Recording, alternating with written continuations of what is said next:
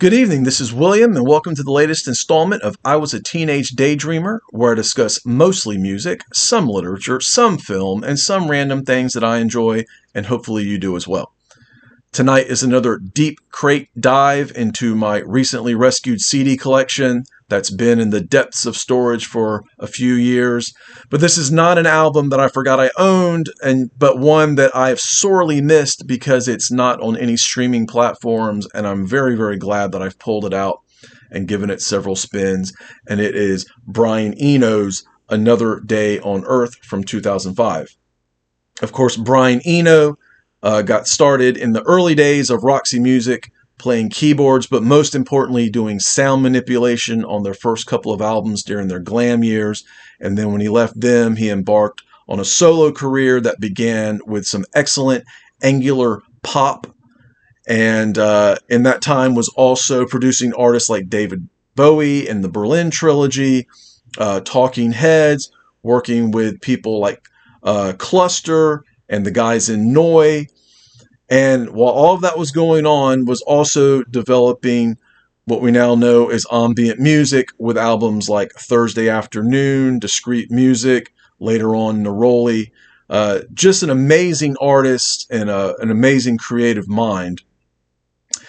So by the mid-70s or so, he had pretty much strayed away from structured songs and was pretty much doing the ambient thing or droney type stuff, or just not verse, chorus, verse type stuff, basically.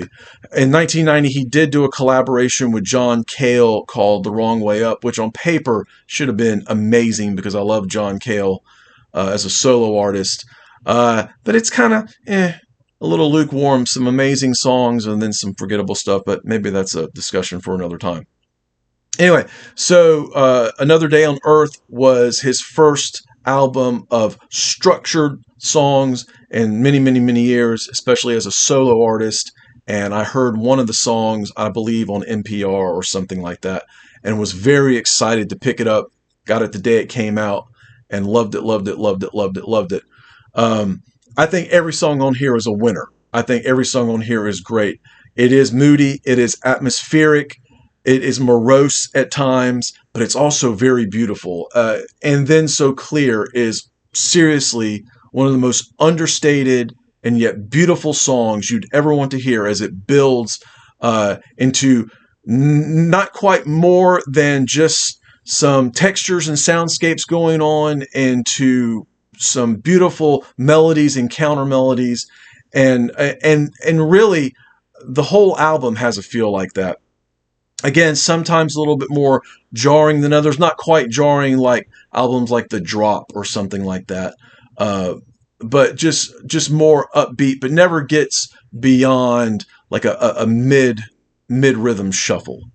A lot of, again, really great melodies. One of the things about Eno that just fascinates me is while there is a lot going on, it's still deceptively simple.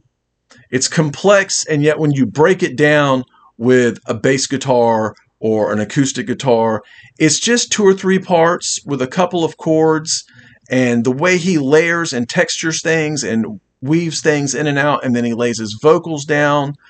He has a very stately voice, like in the album Laid by James, on the song Sometimes that he produced in 1997, I believe.